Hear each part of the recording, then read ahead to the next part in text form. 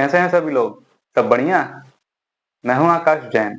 तो चलिए हम अपने डिस्कशन को कंटिन्यू रखते हैं, जो हमारा चैप्टर था मेटल्स एंड नॉन मेटल्स पर। इस वीडियो में हम डिस्कस करेंगे कि कंपाउंड्स जो फॉर्म होते हैं वो कितने तरीके से फॉर्म हो सकते हैं। कहने का मतलब है इस वीडियो में हम डिस्कस करेंगे इलेक्ट्रोवैलेंट कंपाउंड्स और कोवैलेंट कंपाउंड्स को। तो जनरली दो तरीके के कंपाउंड्स फॉर्म होते हैं। फर्स्ट टाइप ऑफ कंपाउंड जिन्हें हम कहते हैं इलेक्ट्रोवैलेंट या फिर आयनिक कंपाउंड, और सेकंड टाइप ऑफ कंपाउंड जो कि कहलाते हैं कोवैलेंट कंपाउंड।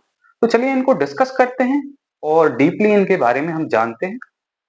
तो पहले हम डिस्कस करेंगे इलेक्ट्रोवैलेंट या फिर आयनिक कंपाउंड्स को। तो इलेक्ट्रोवैलेंट या आयनिक कंपाउंड्स क्या होते हैं? तो ऐसे कंपाउंड्स जो कि ट्रांसफर ऑफ इलेक्ट्रॉन्स से फॉर्म होते हैं। ट्रांसफर ऑफ इलेक्ट्रॉन कहां से कहां होगा? एक मेटल से किसी एक नॉन मेटल में जब ट्रांसफर ऑफ इलेक्ट्रॉन्स के कारण जो कंपाउंड फॉर्म होता है वो कहलाता है इलेक्ट्रोवैलेंट बॉन्ड या फिर आयनिक बॉन्ड। इसके लिए हम एक एग्जांपल लेते हैं। से हम बात करते हैं सोडियम की, जिसका इलेक्ट्रॉन डिस्ट्रीब्यूशन होता है 281। मींस इसमें जो नंबर ऑफ वैलेंस इलेक्ट्रॉन्स हैं वो हैं 1। तो जब ये सोडियम एक इलेक्ट्रॉन को लूज करेगा तब ये बना लेगा सोडियम आयन, और एक इलेक्ट्रॉन इसमें से बाहर कर दिया। मींस ये फॉर्म हो जाएगा यहाँ पर कैटायन। पॉजिटिवली चार्ज आयन को हम कहते हैं कैटायन। चलिए इसने एक इलेक्ट्रॉन लूज करके यहाँ आयन फॉर्म कर लिया। अब हम बात करते हैं क्लोरीन की, जिसका इलेक्ट्रॉन डिस्ट्रीब्यूशन जो होता है वो होता है 287। तो क्लोरीन जिसके वैलेंस इलेक्ट्रॉन्स होते हैं 7, मतलब कि इसको एक इलेक्ट्रॉन की जरूरत होती है और ये अपनी ऑक्टेट को पूरा कर लेगा। तो क्लोरीन इस एक फ्री इलेक्ट्रॉन को जो सोडियम से निकला हुआ था इसको गेन कर लेगा और फॉर्म कर लेगा क्लोराइड आयन, या फिर इसे हम कहेंगे एनायन। नेगेटिवली चार्ज आयन को कहते हैं एनायन। तो अल्टीमेटली अब ये ट्रांसफर ऑफ इलेक्ट्रॉन दो स्टेप्स में दिख रहा है। चलिए हम इसको एक स्टेप में बनाकर बताते हैं। तो यहाँ हमने देखा कि सोडियम जिसके पास एक इलेक्ट्रॉन था एक्स्ट्रा, और बात करते हैं क्लोरीन की जिसके पास 7 इलेक्ट्रॉन्स हैं लेकिन एक इलेक्ट्रॉन की कमी है। तो ये इलेक्ट्रॉन सोडियम से ट्रांसफर होकर पहुंचेगा क्लोरीन के पास और फॉर्म होगा कंपाउंड सोडियम क्लोराइड, जो कि एक आयनिक कंपाउंड होता है। तो देखते हैं किस तरीके से। तो सोडियम के ऊपर आ जाएगा चार्ज पॉजिटिव, और यहाँ हम बात करते हैं क्लोरीन की। तो क्लोरीन ने ये एक इलेक्ट्रॉन को गेन कर लिया है और अपनी ऑक्टेट पूरी कर ली है, लेकिन इसके ऊपर जो चार्ज आ गया है वो आ गया है नेगेटिव। चलिए एक और एग्जांपल लेते हैं इसको हम समझने के लिए। तो हम बात करते हैं से मैग्नीशियम की, जिसका इलेक्ट्रॉन डिस्ट्रीब्यूशन जो होता है वो होता है 282। और जब ये मैग्नीशियम दो इलेक्ट्रॉन्स को लूज कर सकता है, क्योंकि इसके जो वैलेंस इलेक्ट्रॉन्स होते हैं ये होते हैं 2। तो ये मैग्नीशियम दो इलेक्ट्रॉन्स को लूज करके मैग्नीशियम आयन फॉर्म कर लेगा। मींस ये कैटायन फॉर्म करेगा। तो बात करते हैं अगेन, हम क्लोरीन लेते हैं एग्जांपल में, जिसकी जो इलेक्ट्रॉन डिस्ट्रीब्यूशन है वो है 287। ये क्लोरीन दो इलेक्ट्रॉन्स तो गेन नहीं करेगा, लेकिन यहाँ दो क्लोरीन मिलकर एक एक इलेक्ट्रॉन को शेयर कर लेंगे और ये बॉन्ड फॉर्म करेंगे। तो देखते हैं इसमें बॉन्ड किस तरीके से फॉर्म होता है। तो मैग्नीशियम और क्लोरीन, दो क्लोरीन्स के बीच में किस तरीके से फॉर्म होगा। तो मैग्नीशियम जिसने दो इलेक्ट्रॉन्स को लूज किया है वो यहाँ पर कैटायन फॉर्म कर लेगा, और दो क्लोरीन जिन्होंने ये दो इलेक्ट्रॉन्स को गेन किया है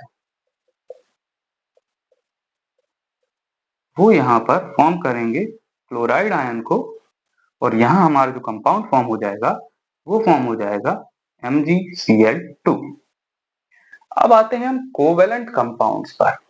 तो कोवैलेंट कंपाउंड, जैसा कि नाम है कोवैलेंट, मींस ऐसे कंपाउंड्स जो फॉर्म होते हैं शेयरिंग ऑफ इलेक्ट्रॉन्स से।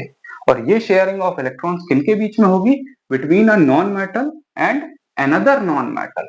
मींस जब दो नॉन मेटल्स के बीच शेयरिंग ऑफ इलेक्ट्रॉन्स के कारण जो बॉन्ड फॉर्म होता है, जो कंपाउंड फॉर्म होता है, उसे हम कोवैलेंट कंपाउंड कहते हैं। चलिए इसके लिए हम एग्जांपल लेते हैं।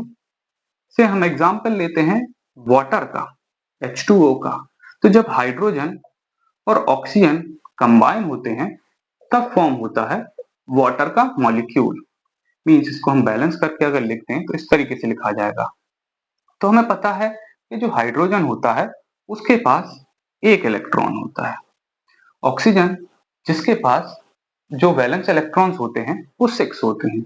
मींस ऑक्सीजन को अब अपनी ऑक्टेट पूरी करने के लिए 2 इलेक्ट्रॉन्स की जरूरत है। तो ये 2 इलेक्ट्रॉन, ये जो नेबरिंग हाइड्रोजन है, ये इनको प्रोवाइड कर देंगे और ऑक्सीजन की ऑक्टेट पूरी हो जाएगी। सिमिलर वे में हाइड्रोजन जो है उसकी डुप्लेट पूरी हो जाएगी। तो यहाँ हम ड्रॉ करते हैं ऑक्सीजन के इलेक्ट्रॉन्स को। सो नंबर ऑफ ऑक्सीजन के इलेक्ट्रॉन्स जो हैं वो हैं 6। सिमिलर वे में एक और हाइड्रोजन यहाँ अपना इलेक्ट्रॉन लिए शामिल होगा। तो देखते हैं कि हाइड्रोजन की डुप्लेट इस तरीके से पूरी हो गई, इस वाले हाइड्रोजन की भी डुप्लेट पूरी हो गई बाय शेयरिंग ऑफ इलेक्ट्रॉन्स। और हम यहाँ देखें तो ऑक्सीजन ने भी ये इलेक्ट्रॉन और ये इलेक्ट्रॉन शेयर करके अपनी ऑक्टेट को पूरा कर लिया है और इस तरीके से फॉर्म हो जाता है वाटर का मॉलिक्यूल। एक और एग्जांपल हम लेते हैं से मीथेन का, CH4 का। तो इसमें किस तरीके से शेयरिंग ऑफ इलेक्ट्रॉन होती है देखते हैं। तो कार्बन जो होता है उसके पास होते हैं 4 वैलेंस इलेक्ट्रॉन्स और यहाँ बात कर रहे हैं कि 4 हाइड्रोजन है। तो यहाँ 4 हाइड्रोजन्स जो हैं इसके साथ आकर कंबाइन होंगे, अपने इलेक्ट्रॉन्स को शेयर करेंगे और कार्बन के साथ साथ वो अपना भी काम पूरा करेंगे। तो यहाँ हम देखें कि हाइड्रोजन्स ने अपनी डुप्लेट कंप्लीट कर ली है और कार्बन ने भी चारों हाइड्रोजन से एक एक इलेक्ट्रॉन शेयर करके अपनी ऑक्टेट को पूरा कर लिया है। तो इस तरीके से फॉर्म होते हैं इलेक्ट्रोवैलेंट या आयनिक कंपाउंड्स और कोवैलेंट कंपाउंड्स।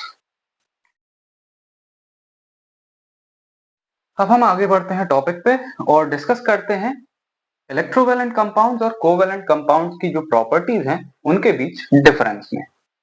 तो पहली प्रॉपर्टी जो इलेक्ट्रोवैलेंट कंपाउंड्स की होती है वो होती है कि they exist as solid, hard and brittle.